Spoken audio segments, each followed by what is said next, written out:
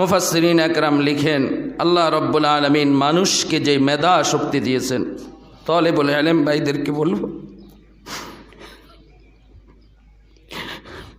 মুফাসসিরিন একরাম লিখেন যে রব্বুল আলামিন মানুষকে যে মেধা দিয়েছেন, রব্বুল আলামিন মানুষকে যে প্রতিভা দিয়েছেন, রব্বুল আলামিন মানুষকে যে যোগ্যতা দিয়েছেন, এটাও আমানত, এটাও আমানত। ও তালেবুল ইলম ভাইরা, আল্লাহর দেওয়া এই মেধা, আল্লাহর দেওয়া প্রতিভা, আল্লাহর দেওয়া যাকাওয়াত, এগুলির এই আমানতেরও আমরা হেফাজত করি, এই আমানতেরও আমরা কদর করি। আল্লাহর দেওয়া হায়াত আমাদের কাছে আমানত, আল্লাহ পাকের দেওয়া এই জিন্দিগি আমাদের কাছে আমানত। আমার আর আপনার হায়াত, আমার আর আপনার জীবন, আমার আর আপনার জিন্দিগির সময়, এগুলিও আমাদের কাছে আমানত। 1 নম্বর হইল নামাজে বিনয়, নম্র। 2 নম্বর হইল কি অহেতুক কাজ থেকে বিরত থাকা, অনর্থক কর্ম থেকে বিরত থাকা। 3 নম্বর বৈশিষ্ট্য ছিল যাকাত প্রদান করা, ওয়াল্লাযীনা হুম লিয-যাকাতি ফাইলুন, যাকাত আদায় করা। যাকাত ফরজ হওয়ার পর প্রতি বছর একবার যাকাত প্রদান করা। 4 নম্বর বৈশিষ্ট্য ছিল ওয়াল্লাযীনা হুম লিফুরুজিহিম হাফিজুন, যারা নিজের লজ্জাস্থানের হেফাজত করবে, সতীত্বের হেফাজত করবে, নিজের ইজ্জতের হেফাজত করবে, হারাম কাজ থেকে, অবৈধ কাজ থেকে, জিনা বেবিচার থেকে বিরত থাকবে। এ পর্যন্ত ছিল 4টি বৈশিষ্ট্য। 1 নম্বর হলো নামাজে বিনয়, নম্র। 2 নম্বর বেহুদা কথা, বেহুদা কাজ, অনর্থক কথা, অনর্থক কাজ থেকে বিরত থাকা। 3 নম্বর যাকাত প্রদান করা। 4 নম্বর লজ্জাস্থানের হেফাজত করা। 5ম এবং 6ষ্ঠ ওয়াল্লাযীনা হুম লিআমানাতিহিম ওয়া আহদিহিম রাউন, আমানতের হেফাজত, আমানতের খেয়ানত না করা, আমানত আদায়ের প্রতি যথাযথ খেয়াল রাখা। ওয়াল্লাযীনা হুম লিআমানাতিহিম ওয়া আহদিহিম রাউন, যারা আমানত এবং ওয়াদা অঙ্গীকার রক্ষা করার প্রতি বিশেষ যত্নবান থাকে, বিশেষ খেয়াল রাখে, আমানতের খেয়ানত করে না আর ওয়াদা অঙ্গীকার ভঙ্গ করে না। তাহলে জান্নাতুল ফেরদাউসের মালিক যারা হবে, জান্নাতুল ফেরদাউসের ওয়ারিস যারা হবে, জান্নাতুল ফেরদাউস যারা লাভ করবে, সেই সকল ঈমানওয়ালাদের 5ম নম্বর বৈশিষ্ট্য হলো আমানতের হেফাজত করা। আমানতের হেফাজত এটা ফরজ, আমানতের খেয়ানত করা কবিরা গুনাহ। আল্লাহর হাবিব বলেন, লা ঈমানা লিমান লা আমানাতা লাহু ওয়ালা দীনা লিমান লা আহদা লাহু, ওই ব্যক্তির ঈমান নেই যার মধ্যে আমানতের হেফাজতের এই বৈশিষ্ট্য নেই। আমানতের হেফাজত, আমানত আদায় করা, আমানত সংরক্ষণ, এই গুণ, এই বৈশিষ্ট্য যার মধ্যে নেই তার ঈমান নেই। সে কামেল ঈমান, কশ্চিনকালেও সে কামেল ঈমানওয়ালা হতে পারবে না। আমানত সম্পর্কে রব্বুল আলামিন বলেন, ইন্নাল্লাহা ইয়া'মুরুকুম আন তুআদ্দুল আমানাতি ইলা আহলিহা,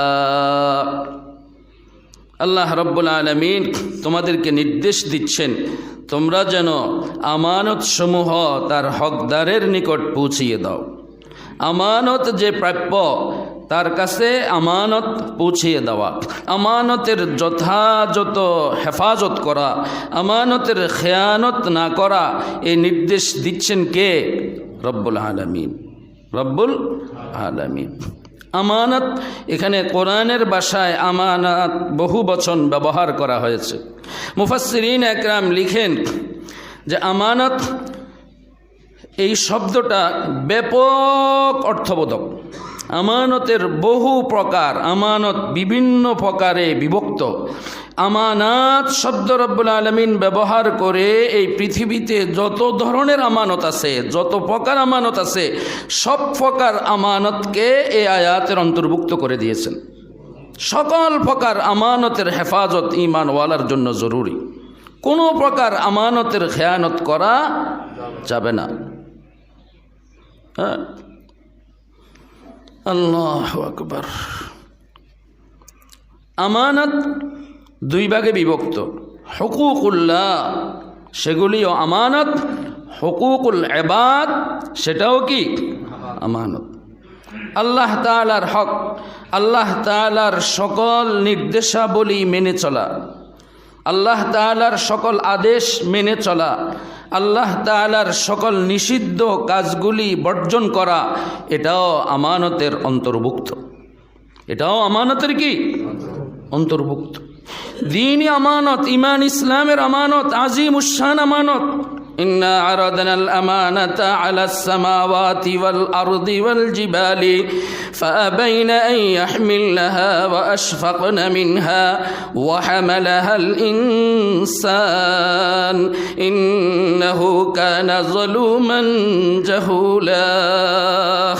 রব্বুল আলামিন এই দ্বীনি আমানত, ঈমান ইসলামের আমানত, এ কোরআনে কারীমের আমানত গ্রহণ করার জন্য সামাওয়াতি ওয়াল আরদি, আসমান জমিনের কাছে পেশ করছিলেন। কি বলেন? আসমান জমিন পাহাড় পর্বত সব কিছুই আমানতকে বহন করতে অস্বীকার করছে, অপারগতা প্রকাশ করছে। সেই আমানতের বহনকারী হলাম আমরা ইনসান। সুবহানাল্লাহ। তাহলে দ্বীন ইসলাম এটাও আমাদের কাছে কি বড় আমানত। দ্বীন ইসলাম আমাদের কাছে ভারী আমানত। এই আমানতেরও আমাদেরকে হেফাজত করতে হবে। মুফাসসিরিন আকরাম লিখেন, আমানত হুকুকুল্লাহ যেমন আমানত, হুকুকুল ইবাদও কি আমানত। আল্লাহ তাআলার দেওয়া সকল নেয়ামত আমাদের কাছে আমানত। মুফাসসিরিন আকরাম লিখেন, আল্লাহ রব্বুল আলামিন মানুষকে যে মেধা শক্তি দিয়েছেন, তালেবুল ইলম ভাইদেরকে বলবো, মুফাসসিরিন আকরাম লিখেন যে রব্বুল আলামিন মানুষকে যে মেধা দিয়েছেন, রব্বুল আলামিন মানুষকে যে প্রতিভা দিয়েছেন, রব্বুল আলামিন মানুষকে যে যোগ্যতা দিয়েছেন, এটাও আমানত। এটাও আমানত। ও তালেবুল ইলম ভাইরা, আল্লাহর দেওয়া এই মেধা, আল্লাহর দেওয়া প্রতিভা, আল্লাহর দেওয়া যাকাওয়াত, এগুলির এই আমানতেরও আমরা হেফাজত করি, এই আমানতেরও আমরা কদর করি। আল্লাহর দেওয়া হায়াত আমাদের কাছে আমানত, আল্লাহ পাকের দেওয়া এই জিন্দিগি আমাদের কাছে আমানত। আমার আর আপনার হায়াত, আমার আর আপনার জীবন, আমার আর আপনার জিন্দিগির সময়, এগুলিও আমাদের কাছে আমানত। আল্লাহ তাআলা আমাদেরকে আমানতের হেফাজত করার তৌফিক দান করেন। আল্লাহ তাআলা আমাদেরকে যত প্রকার নেয়ামত দিয়েছেন সব আমাদের কাছে আমানত। এই চোখ আল্লাহ তাআলা দিয়েছেন, এই চোখ আমাদের কাছে আমানত। চোখ দিয়েছেন তো ভালো জিনিস দেখার জন্য। কি বলেন? আল্লাহ তাআলা এই জবান দিয়েছেন, এই জবান আল্লাহর দেওয়া আমানত। এই জবানকে ভালো কাজে ব্যয় করার জন্য রব্বুল আলামিন দিয়েছেন। আল্লাহ তাআলা দুইটা হাত দিয়েছেন, এটা আমানত। এই হাত দ্বারা আমরা ভালো কাজ করব। আল্লাহ তাআলা দুইটা পা দিয়েছেন, এটা আমানত। এই পায়ের দ্বারা আমরা নেকের কাজের দিকে হাঁটব, অগ্রসর হব। আল্লাহ তাআলা যা কিছু আমাদেরকে দিয়েছেন সবটাই আমানত, সবটাই কি আমানত। এক বুজুর্গ বলেন, ই আমানত চন্দে রোজা নজদে মাস্ত, ই আমানত চন্দে রোজা নজদে মাস্ত, দর হকীকত মালিকে হর শৈ খুদাস্ত। আল্লাহ প্রদত্ত যত প্রকার আমানত আছে, এগুলি কিছুদিনের জন্য রব্বুল আলামিন আমাদেরকে দিয়েছেন। প্রকৃত পক্ষে এগুলির মালিককে রব্বুল আলামিন। রব্বুল আলামিন মালিক, তিনি আমাদেরকে যা যা দিয়েছেন সব আল্লাহ প্রদত্ত আমানত। এগুলি আল্লাহ তাআলার দেওয়া নেয়ামত। এই নেয়ামত আমাদের কাছে আমানত। আল্লাহ আমাদেরকে আমানতের হেফাজত করার তৌফিক দান করেন। এগুলি আমাদের কাছে আমানত। সন্তানাদি আমাদের কাছে কি আমানত। হ্যাঁ, স্বামীর কাছে এক স্ত্রী আল্লাহর দেওয়া এক আমানত, সন্তানাদি আমানত, সম্পদ আমানত। কি বলেন, এগুলি আমানত না? সম্পদ আমানত, হ্যাঁ, জিন্দিগি আমানত। قال رسول الله صلى الله تعالى عليه وسلم لا تزول قدم ابن آدم يوم القيامة حتى يسأل عن خمس: عن عمره فيما أفناه، وعن شبابه فيما أبلاه، وعن ماله من أين اكتسبه وفيما أنفقه، وماذا عمل فيما علم، أو كما قال النبي عليه الصلاة والسلام। এই হাদিসে পাকের মধ্যে এই আমানতের হেফাজত কতটুকু আমরা করেছি এর কি করা হবে, সুয়াল হবে কিয়ামতের ময়দান। কিয়ামতের ময়দানে এর কি হবে, সুয়াল হবে। পুরা জিন্দিগি আমানত, পুরা জিন্দিগি আমরা কোন কাজে ব্যয় করেছি এর জবাব দিতে হবে কিয়ামতের ময়দানে। যৌবনকাল রব্বুল আলামিনের দেওয়া স্পেশাল আমানত। পুরা হায়াতের মধ্যে যৌবনকালের সময়টা এটা আল্লাহ পাকের বিশেষ এক আমানত।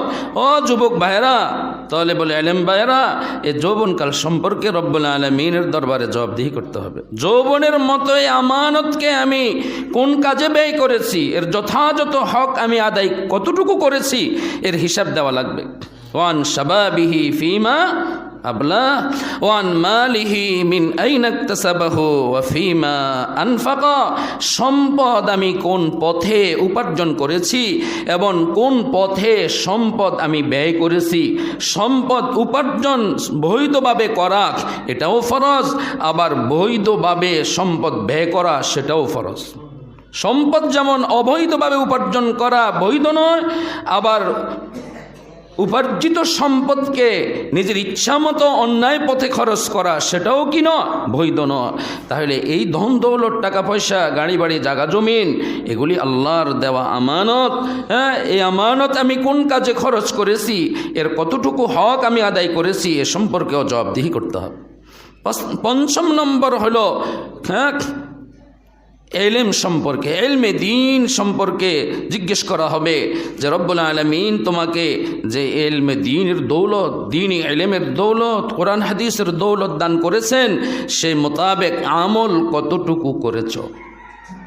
ওমাযা আমিলা ফিমা আলিম।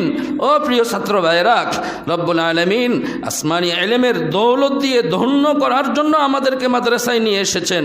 রব্বুল আলামিন যতটুকু দ্বীনি ইলম আমাকে আপনাকে দিয়েছেন সেই মোতাবেক আমল কতটুকু আমরা করতেছি, জিন্দিগিতে সেই মোতাবেক কতটুকু বাস্তবায়ন করেছি এ সম্পর্কে জবাবদিহি করতে হবে, জবাবদিহি করতে হবে। এগুলি আমানত, এগুলি কি আমানত। হুকুকুল্লাহ, এগুলি আল্লাহর দেওয়া হক। আবার বন্দার পক্ষ থেকেও আমানত আছে। কি বলেন, হুকুকুল ইবাদ, বন্দার আমানত। কেউ কারো নিকট কোনো সম্পদ আমানত রাখলো, রাখে না? কথা কন না দিক, সম্পদ আমানত রাখে কি রাখে না? মানুষের কাছে রাখে না? টাকা পয়সা, ধন সম্পদ আমানত রাখে, জায়গা জমিন আমানত রাখে, রাখেনি? রাখে না? এক জমানায় তো নিজের নামে বেশি জমিন থাকলে রাষ্ট্রীয়ভাবে সমস্যা ছিল, তো আরেকজনের নামে কিছু জমিন দিয়ে দেয়, পরে মাশাআল্লাহ তিনি মালিক হয়ে যান। এরকম ঘটনা হয়েছে না এই দেশে? মানুষের আমানত, মানুষের হক, হুকুকুল্লাহ, হুকুকুল ইবাদ। এটা হুকুকুল ইবাদ। হুকুকুল ইবাদের ব্যাপারে হুকুকুল্লাহর চেয়েও বেশি সতর্ক থাকা জরুরি। কারণ রব্বুল আলামিন তো সীমাহীন মেহেরবান, সীমাহীন দয়ামায়াওয়ালা, সীমাহীন ক্ষমাওয়ালা। আল্লাহর হক নষ্ট করলে তো আল্লাহ তাআলা ইচ্ছা করলেও মাফ করতে পারেন, আর মাফ চাওয়ার সাথে সাথে মাফ করে দিবেন, ওয়াদা আছে। কিন্তু বন্দার হক, বন্দার হক তো সাধারণ নিজাম হলো যে বন্দার হক আল্লাহ তাআলা মাফ করবেন না যতক্ষণ পর্যন্ত ওই বন্দা মাফ না করবে। বন্দার হকের মুআমালা বড় কঠিন, বড় কঠিন। কারণ বন্দার হক নষ্ট করলে সাধারণত আমরা এক বন্দা আরেক বন্দার কাছে মাফ চাই না। কি বলেন, মাফ চাই? সাধারণত আমরা কি মাফ চাই না, কিন্তু ভুল করলে তো আল্লাহর কাছে মাফ চাই। আল্লাহর কাছে মাফ চাইতে কোনো লজ্জা লাগে না কারো কাছে, কোনো ঈমানওয়ালার কাছে তো লজ্জা লাগে না আল্লাহর কাছে মাফ চাইতে। কি বলেন? এজন্য বেশি বেশি আল্লাহর কাছে আমরা মাফ চাইতে থাকি। আর মাফ যতদিন চাইতে থাকবেন ততদিন কোনো গুনাহ থাকবে না। তাফসীর কুরতুবিতে আল্লামা ইমাম কুরতুবী রহমতুল্লাহ আলাইহি লিখেন, আল্লাহু আকবার, লা কবীরাতা মাল ইস্তিগফার। আল্লামা মুফতি ইয়াহিয়া শাহ দামাত বারাকাতুহুম গতকাল খাসরাত মাদ্রাসায় হাদিস শুনাইছেন। খাসরাত জামে মসজিদ, ওইখানে 18 কোটি টাকা ব্যয় করে একটা মসজিদ হইতেছে, এক লোকে করে দিতেছেন খাসরাট বাজার। ওইখানে বাদ মাগরিব ইসলাহি বয়ান ছিল, এরপরে খাসরাট মাদ্রাসার বিষয়ে আলোচনা ছিল। রাত্রে 3টায় আসছি এখানে। আল্লাহ, যে হজরত যে দিনে আসেন এর 1টা 2টা 3টার আগে আর হুজুর থেকে বিদায় নেওয়া যায় না। হুজুরে হাদিস শুনেছেন ওইখানে। তাফসীর কুরতুবিতে আল্লামা ইমাম কুরতুবী রহমতুল্লাহ আলাইহি লিখছেন, লা কবীরাতা মাআল ইস্তিগফার ওয়ালা সগীরাতা মাআল ইসরার। এই দুইটা কথা আল্লামা ইমাম কুরতুবী রহমতুল্লাহ আলাইহি লিখেছেন। ইন তাজতানিবু কাবাইরা মা তুনহাউনা আনহু নুকাফির আনকুম সাইয়্যাতিকুম ওয়া নুদখিলকুম মুদখালান কারীমা। এই আয়াতের তাফসীরের মধ্যে তালেবুল ইলম ভাইরা স্মরণ রাখবেন, লা কবীরাতা মাল ইস্তিগফার। ইস্তিগফার যতক্ষণ পর্যন্ত বান্দা চালু রাখবে ততক্ষণ পর্যন্ত তার আমলনামায় কোনো কবিরা গুনাহ থাকবে না। সুবহানাল্লাহ। কোনো কবিরা গুনাহ আমলনামায় মধ্যে কি থাকবে না, কোনো কবিরা গুনাহ থাকবে না। তওবা করবে, কবিরা গুনাহ করবে, তওবা করবে, আল্লাহ মাফ করে দিবেন। আবার গুনাহ করবে, আবার তওবা করবে, আল্লাহ মাফ করে দিবেন। আবার গুনাহ হবে, আবার তওবা করবে, আল্লাহ মাফ করে দিবেন। আর সগীরা গুনাহ যদি বারবার করতে থাকে, সগীরা গুনাহ করার পরে যদি বান্দা তওবা না করে, তাহলে বারবার সগীরা করতে থাকলে সেটা কবিরা হয়ে যাবে। ওয়ালা সগীরাতা মাল ইসরার। ইসরার মানে বারবার করা, একবার করার পরে তওবা না করে আবার সগীরা করা। এরকম সগীরা গুনাহ যদি বারবার বান্দা করতে থাকে, সেটা আর সগীরা থাকে না, সেটা কি হয়ে যায়? কবিরা হয়ে যায়, কবিরা হয়ে যায়। তা আমার বলার উদ্দেশ্য হলো যে হুকুকুল্লাহর আমরা নষ্ট করলে তো আল্লাহর কাছে মাপ চাই, কিন্তু বন্দার হক নষ্ট করলে সাধারণত ওই বন্দার কাছে আমরা কি চাই না? মাপ চাই না। এজন্য এটা তো আমার জিম্মায় থেকে যায়। বন্দার হক নষ্ট করলে কাল কিয়ামতের ময়দানে কবুল হওয়া নেক আমলের সওয়াব দিয়ে দিতে হবে বন্দাকে। আর রব্বুল আলামিন যদি কারো প্রতি মেহেরবানি করেন, দয়া করেন, অনুগ্রহ করেন, আল্লাহ তাআলা মাফ করানোর ব্যবস্থা করেও দিতে পারেন। আল্লাহর সেই শান আছে। আল্লাহ ওই যে বান্দার হক আমি নষ্ট করেছি, আল্লাহর যদি ইচ্ছা হয় আমাকে ক্ষমা করে দিবেন, তাহলে আল্লাহ তাআলা ওই বান্দাকে কি করবেন? ওই বান্দার জিন্দেগির গুনাহ খাতা মাফ করে তার জন্য জান্নাতের ফয়সালা করে দিবেন। তখন ওই বান্দা মনে করবে যে হায়, আমার ওই বান্দার হক নেওয়ার থেকে তো আল্লাহর জান্নাত পাওয়া এটা আমার জন্য বড় দৌলত। কি বলেন, এটা বড় দৌলত না নাকি? কিয়ামতের ময়দানে প্রতিশোধ নেওয়া বড় দৌলত। কথা কন না দেখ, প্রতিশোধ নেওয়া কি বড় দৌলত, না আল্লাহর জান্নাত পাওয়া বড় দৌলত? আল্লাহ যদি কাউকে ইচ্ছা করেন যে এই বান্দাকে আমি মাফ করে দিব, হ্যাঁ ওই বান্দা হুকুকুল ইবাদ নষ্ট করে আসছে, তাইলে ওই বান্দাকে আল্লাহ তাআলা খুশি করায়া এই বান্দাকেও জান্নাত দিয়ে দিবেন। সেটা হলো সাধারণ নিজামের খেলাফ। সাধারণ নিজামের কি খেলাফ? সাধারণ নিজাম হলো যে হুকুকুল্লাহ নষ্ট করলে মাফ চাইলে আল্লাহ মাফ করে দিবেন, হুকুকুল ইবাদ নষ্ট করলে আল্লাহ তাআলা মাফ করবেন না যতক্ষণ না ওই বান্দা মাফ করবে। তাইলে কোনো বান্দার হক যেন আমাদের দ্বারা নষ্ট না হয়। বান্দার সম্পদ আমাদের কাছে আমানত, ঠিক আছে না? বান্দার কথা আমাদের কাছে আমানত। অনেক মানুষ গোপনীয় কথা বলে আমাদের থেকে ওয়াদা নেয় না যে ভাই একটা গোপন কথা তোমার কাছে বলতেছি, কাউকে কিন্তু কথাটা বলবে না। কিরে ভাই, এরকম কথা আমানত রাখে না মানুষ আমাদের কাছে, কিন্তু আমরা কি সে আমানত রক্ষা করি? যেই কথা বলতে নিষিদ্ধ করা হয় সেটা আমরা বেশি বলি। বিশেষ করে মা বোনদের এই অভ্যাস বেশি। পুরুষদের তুলনায় মা বোনদের মধ্যে এই বদঅভ্যাস বেশি যে কারো কোনো কথা আমানত রাখলেই বাস এটা বলে বেড়াইতে থাকে। আমাদের এক ওস্তাদ বলছিলেন যে 2 শ্রেণীর মানুষের কাছে কোনো কথা পৌঁছে দিলে ওই কথা প্রচারের জন্য মাইকিং পোস্টারিং করা লাগবে না, এমনিতেই প্রচার হয়ে যাবে। ওই 2 শ্রেণীর মধ্যে এক শ্রেণী হলো তালেবুল ইলম আর এক শ্রেণী হলো মা বোনেরা। এক শ্রেণী তালেবুল ইলম আর এক শ্রেণী মা বোনেরা। এই 2 শ্রেণীর কাছে কোনো একটা কথা পৌঁছাইলে, কোনো একজন মাদ্রাসার ছাত্রের কাছে একটা কথা পৌঁছাইয়া দিলে আর কোনো একজন মা বোনের কাছে একটা কথা পৌঁছাইয়া দিলে প্রচার করার জন্য মাইকিনের পোস্টারিংয়ের প্রয়োজন হয় না, এটা এমনিতে প্রচার হয়ে যায়, এমনিতে প্রচার হয়ে যায়। এই 2 শ্রেণীর এই বদঅভ্যাস এজন্য কেউ কোনো কথা বলে আমানত রাখার জন্য যদি বলে, সেই কথা আমানত, এটার খেয়ানত করা যাবে না, এটা কাউকে বলা যাবে না, এটা কাউকে কি বলা যাবে না। তাহলে ওয়াল্লাযীনা হুম লিআমানাতিহিম ওয়া আহদিহিম রাউন, জান্নাতি বান্দাদের ৫ম নম্বর বৈশিষ্ট্য হলো আমানতের হেফাজত করা। করব তো আমরা ইনশাআল্লাহ, কি কান? আমানত বহু প্রকার, ঠিক আছে না? আমানত বহু প্রকার, আমানত ব্যাপক আমানত। আমরা যারা মাদ্রাসার জিম্মাদার, আমাদের কাছে তালেবুল ইলমের জিন্দেগি আমানত, মানুষের দেওয়া অর্থ সম্পদ আমানত।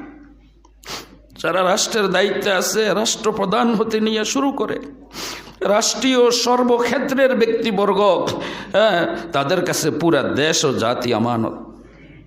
কিয়ামতের ময়দানে সুয়াল হবে, আলা কুল্লুকুম রাইন ওয়া কুল্লুকুম মাসউলুন আন রাইয়াতিহি, আল ইমামু রাইন وهو مسؤول عن رعيته والرجل راع وهو مسؤول عن رعيته والمرأة راعية في بيت زوجها وهي مسؤولة عن رعيتها ألا كلكم راع কুল্লুকুম মাসউলুন আন রাইয়াতিহি।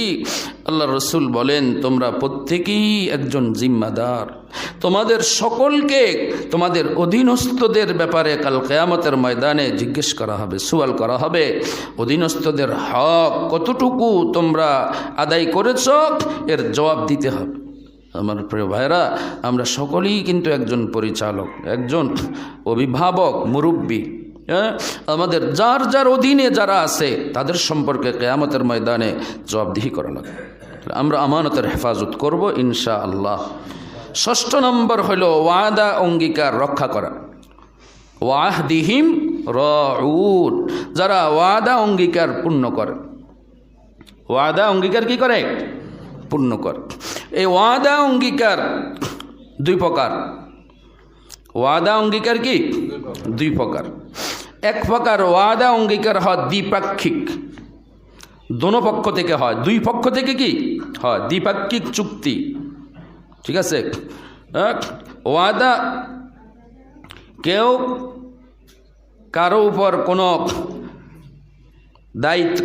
দায়িত্ব নিলে, কারো কোনো কাজ করে দেওয়ার অঙ্গীকার করলে, কি বলেন, কাউকে কোনো কিছু দেওয়ার অঙ্গীকার করলো, বা কারো কোনো কাজ করে দেওয়ার অঙ্গীকার করলো, এটাও অঙ্গীকার। দ্বিপাক্ষিক চুক্তি, এটাও অঙ্গীকার। এক দেশ আরেক দেশের সাথে যে চুক্তি করে, এটাও কি অঙ্গীকার। প্রাতিষ্ঠানিক চুক্তি, এটাও অঙ্গীকার। কি বলেন? প্রাতিষ্ঠানিক চুক্তি অঙ্গীকার না? তালেবুল ইলম এই দলের মধ্যে আছেন। শিক্ষা প্রতিষ্ঠানের ভর্তি ফরমে অঙ্গীকারনামা থাকে যে এই প্রতিষ্ঠানে ভর্তি হতে হলে এই প্রতিষ্ঠানের এতটা ধারা, এতটা নিয়ম কানুন, নিয়ম নীতি আছে, আমি সেগুলি মেনে চলার অঙ্গীকার করে নিম্নে স্বাক্ষর করলাম। কি বলেন? এই ওয়াদা অঙ্গীকার করে আমরা শিক্ষা প্রতিষ্ঠানে ভর্তি হই। ও তালেবুল ইলম ভাইরা, আমরা প্রতিষ্ঠানের সাথে অঙ্গীকারাবদ্ধ। প্রতিষ্ঠানের ভর্তি ফরমে যে সকল বিষয়গুলি রয়েছে, এগুলি পরিপূর্ণভাবে মেনে চলা, যতদিন আপনি এখানে ছাত্র থাকবেন ততদিন আপনার উপর ফরজ, আপনার জন্য এটা জরুরি। কারণ আমি এটা অঙ্গীকারাবদ্ধ। অঙ্গীকার, এই অঙ্গীকার পূরণ করতে হবে। অঙ্গীকার দ্বিপাক্ষিক যেগুলি, সেগুলিও অঙ্গীকার। দ্বিতীয় প্রকার অঙ্গীকার হলো এক পক্ষ থেকে যেটা অঙ্গীকার করা হয়। আমি কাউকে কিছু দিব, অঙ্গীকার করলাম, কারো কোনো কাজ আমি করে দিব, কারো কোনো উপকার করে দিব, অঙ্গীকার করলাম। এরকম করি না আমরা? কথা কন না দেখ, এগুলি পূরণ করা ওয়াজিব। দ্বিপাক্ষিক চুক্তি এটা পূরণ করা যেমন ওয়াজিব, এক পক্ষ থেকে কাউকে কিছু দেওয়ার ওয়াদা করলে, কারো কোনো সহযোগিতার ওয়াদা করলে, কারো কোনো কাজ করে দেওয়ার ওয়াদা করলে, সেটা পূরণ করাও কি ওয়াজিব। ওয়াল্লাযীনা হুম লিআমানাতিহিম ওয়া আহদিহিম রাউন, ওয়াদা অঙ্গীকার এটা পূর্ণ করতে হবে। সকল প্রকার ওয়াদা অঙ্গীকার এটা পূরণ করতে হবে। লা ঈমানা লিমান লা আমানাতা লাহু ওয়ালা দীনা লিমান লা আহদা লাহু। আল্লাহর রাসূল বলেন, ওই ব্যক্তির দ্বীন নাই, ওই ব্যক্তির কোনো ধর্ম নাই যে ব্যক্তি ওয়াদা অঙ্গীকার পুরা করে না। কত কঠিন ওয়াইদ! লা দীমান দীন লিমান লা আহদা লাহু, যে মুসলমান, যে ঈমানওয়ালা, যে আল্লাহর বান্দাবান্দি ওয়াদা অঙ্গীকার পূর্ণ করে না, তার কোনো ধর্ম নাই। কত কঠিন কথা, কত কঠিন কথা। রব্বুল আলামিন বলেন ওয়া আউফু বিল আহদি ইন্নাল আহদা কানা মাসউলা, ওয়া আউফু বিল আহদি ইন্নাল আহদা কানা মাসউলা। তোমরা অঙ্গীকার পূর্ণ করো, কেননা নিশ্চয় এই অঙ্গীকার সম্পর্কে তোমাদেরকে জিজ্ঞেস করা হবে। কিয়ামতের ময়দানে অঙ্গীকার সম্পর্কে জিজ্ঞেস করা হবে। আমরা যেই কোনো প্রকার অঙ্গীকারের আবদ্ধ, আমাদেরকে সেই অঙ্গীকার কতটুকু আমরা পূরণ করেছি, সে অঙ্গীকার, সে ওয়াদা কতটুকু রক্ষা করেছি, কিয়ামতের ময়দানে সে সম্পর্কে আমাদেরকে জবাবদিহি করতে হবে। ওয়াউফু বিল আহদি ইন্নাল আহদা কানা মাসউলা। কোরআনে কারীমের অন্য জায়গায় রব্বুল আলামিন বলেন ওয়াউফু বিল উকুদ, তোমরা ওয়াদা অঙ্গীকার পূর্ণ করো। ওয়াউফু বিল উকুদ, তোমাদের কোনো প্রকার ওয়াদা থাকলে সেই ওয়াদা কি করো? পূর্ণ করো। আল্লাহু আকবার। আমার প্রিয় বন্ধুগণ, সবচেয়ে বড় ওয়াদা তো রব্বুল আলামিনের সাথে আমাদের ওয়াদা। কি বলেন? রব্বুল আলামিনের সাথে আমাদের ওয়াদা আছে না নাই? আলাস্তু বিরাব্বিকুম ক্বালু বালা। রূহ জগতে, আলমে আরওয়াহতে আল্লাহ তাআলা সারা পৃথিবীর সকল মানুষের রূহ থেকে এই অঙ্গীকার নিয়েছিলেন। রূহ জগতের সমাবেশ করেছেন রব্বুল আলামিন। সেই সমাবেশে আল্লাহ তাআলা আদম আলাইহিস সালাতু ওয়াস সালাম থেকে কিয়ামত পর্যন্ত যত মানুষ এই পৃথিবীতে আসবে, প্রত্যেকের রূহ থেকে ওয়াদা নিয়েছেন আলাস্তু বিরাব্বিকুম, আমি কি তোমাদের রব নই? রব শব্দের ব্যাপক অর্থ, রব শব্দের অর্থ পালনকর্তা, রব শব্দের অর্থ বিধানদাতা। আল্লাহু আকবার। রব শব্দের অর্থ রিজিক দাতা, রব শব্দের অর্থ হায়াত দাতা, রব শব্দের অর্থ আমার আর আপনার জিন্দিগির সব কিছুর ইন্তজামকারী, সব কিছুর ব্যবস্থাকারী রব। তিনি আমাদের রব, তিনি আমাদের প্রতিপালক, তিনি আমাদের আল্লাহ, তিনি আমাদের হায়াতের মালিক, তিনি আমাদের মৌতের মালিক, তিনি আমাদের জিন্দিগির মালিক, তিনি আমাদের রিজিকের মালিক, তিনি বিধানদাতা। কি বলেন? আল্লাহ তাআলার বিধান মেনে চলবো, আল্লাহকে রব হিসাবে মানবো, এই ওয়াদা অঙ্গীকার আমরা করে আসছি কি আসি নাই? আলাস্তু বিরাব্বিকুম যখন রব্বুল আলামিন প্রশ্ন করছেন, সব রূহগুলি চুপ। সর্বপ্রথম মুহাম্মদুর রাসূলুল্লাহ সাল্লাল্লাহু আলাইহি ওয়াসাল্লাম জবাব দিয়েছেন। আল্লাহর রাসূল থেকে উত্তর শুনে সারা পৃথিবীর নবী রাসূলগণ এবং সারা পৃথিবীর সকলের মানুষের রূহগুলি এক বাক্যে জবাব দিয়েছে, ক্বালু বালা, হ্যাঁ অবশ্যই আপনি আমাদের রব। এই ওয়াদা করে আসছি না আমরা? কথা কন না, দেখ করছি না করেন না? তো এই ওয়াদার কথা দুনিয়াতে বলে থাকার কোনো সুযোগ আছে? দুনিয়াতে বলে থাকার কোনো সুযোগ আছে? কোনো সুযোগ নেই। মৃত্যু পর্যন্ত সেই ওয়াদা করার কথা স্মরণ রাখতে হবে। রব্বুল আলামিনের সাথে আমরা ওয়াদাবদ্ধ, প্রতিজ্ঞাবদ্ধ যে আমরা আমাদের জিন্দেগিতে আল্লাহ যে আমাদের রব আমরা সেই স্বীকার করব, আল্লাহ যে আমাদের বিধানদাতা সেটা আমরা স্বীকার করব, আল্লাহ যে আমাদের মাবুদ আমরা সেটা আজীবন সেটা লালন করব, সেই ইয়াকিনের বিশ্বাস লালন করব। সুতরাং রব্বুল আলামিনের সাথে সেই ওয়াদা রক্ষা করা কোথায় আমাদের? কোথায় আমাদের সেই ওয়াদা রক্ষা করা? আল্লাহ তাআলা আমাদেরকে সকল প্রকার ওয়াদা অঙ্গীকার রক্ষা করার তৌফিক দান করেন। ষষ্ঠ নম্বর হলো ওয়াল্লাযীনা হুম আলা সালাওয়াতিহিম ইউহাফিজুন, যারা নামাজের হেফাজত করবে, যথাযথভাবে নামাজ আদায় করবে। দেখেন, জান্নাতি বান্দাদের বৈশিষ্ট্য বর্ণনা করতে গিয়ে রব্বুল আলামিন প্রথম নম্বর বলেছেন, কি বলেছেন? আল্লাযীনা হুম ফি সালাতিহিম খাশিউন। সেখানেও এক নম্বর বৈশিষ্ট্য নামাজ, সপ্তম নম্বর বৈশিষ্ট্য হলো নামাজ। সুবহানাল্লাহ। শুরুতেও নামাজ, শেষেও কি নামাজ। নামাজ কতটা গুরুত্বপূর্ণ ইবাদত। যারা নামাজের হেফাজত করবে, যথাযথভাবে নামাজ আদায় করবে, নামাজের মুহাফাজাত এর ব্যাখ্যা কি? তাফসীর রূহুল মাআনিতে রয়েছে যে নামাজের মুহাফাজাতের অর্থ হলো যথাযথভাবে নামাজ আদায় করা এবং মুস্তাহাব ওয়াক্তে নামাজ আদায় করা। মুস্তাহাব ওয়াক্তে কি করা? নামাজ আদায় করা। মুস্তাহাব ওয়াক্তে নামাজ আমরা অনেকেই আদায় করি না, বিশেষ করে মা বোনরা আদায় করে না। মা বোনদের মধ্যে যারা নামাজ পড়ে না তারা তো পড়েই না। নামাজি মা বোন যারা আছে এরা সংসারের পারিবারিক কাজের ব্যস্ততার কারণে দেখা যায় এক ওয়াক্তের নামাজ আর এক ওয়াক্তে পড়ে, এক ওয়াক্তের নামাজ আর এক ওয়াক্তে পড়ে। অথচ সময় মতো নামাজ আদায় করা, ওয়াক্ত মতো নামাজ আদায় করা, মুস্তাহাব ওয়াক্তে নামাজ আদায় করা, এই আমল রব্বুল আলামিনের নিকট সর্বাধিক প্রিয় আমল। বুখারী শরীফে বর্ণিত হাদিস, রাবি হযরত আব্দুল্লাহ ইবনে মাসউদ রাদিয়াল্লাহু তাআলা আনহু, তিনি বলেন যে আমি জিজ্ঞেস করলাম আল্লাহর রাসূলকে, ইয়া রাসূলুল্লাহ আইয়ুল আমালি আহাব্বু ইলাল্লাহ, রব্বুল আলামিনের নিকট কোন আমলটি সর্বাধিক প্রিয়? আল্লাহ রাসূল উত্তরে বলছেন, আস-সালাতু আলা ওয়াক্তিহা, সময় মতো নামাজ আদায় করা। সময় মতো যথাসময়ে নামাজ আদায় করা, এই আমলটা রব্বুল আলামিনের নিকট সর্বাধিক প্রিয় আমল। প্রিয় উপস্থিতি, জান্নাতুল ফেরদাউসের ওয়ারিস যারা হবে, জান্নাতুল ফেরদাউসের মালিক যারা হবে, জান্নাতুল ফেরদাউসের মতো এই নেয়ামত রব্বুল আলামিন যাদেরকে দান করবেন, তাদের 7টা বৈশিষ্ট্যের কথা কোরআনে কারীমে রব্বুল আলামিন বর্ণনা করেছেন। 1 নম্বর হলো নামাজের মধ্যে বিনয়, বিনয় নম্রতা খুশু খুজুর সাথে নামাজ আদায় করা। 2 নম্বর হলো বেহুদা কথা বেহুদা কাজ থেকে কি করা? বিরত থাকা। 3 নম্বর হলো যাদের উপর জাকাত ফরজ, প্রতি বৎসর নিয়মিত জাকাত আদায় করা। 4 নম্বর হলো লজ্জাস্থানের হেফাজত, সতীত্বের হেফাজত, ইজ্জতের হেফাজত করা। 5 নম্বর হলো সকল প্রকার আমানত রক্ষা করা। 6 নম্বর হলো সকল প্রকার ওয়াদা অঙ্গীকার পূর্ণ করা। 7 নম্বর হলো যথাযথভাবে যথাসময়ে উত্তমভাবে নামাজ আদায় করা। আল্লাহ রব্বুল আলামিন আমাদেরকে, সারা পৃথিবীর মুসলমানদেরকে, ঈমানওয়ালাদেরকে, আল্লাহর বান্দাবান্দিদেরকে এই 7টি গুণের গুণ অর্জন করে 7টি গুণে গুণান্বিত হয়ে জান্নাতুল ফেরদাউসের মালিক হওয়ার তৌফিক দান করেন। আমিন। ওয়া আখির দাওয়ানা আনিল হামদুলিল্লাহি রাব্বিল আলামিন।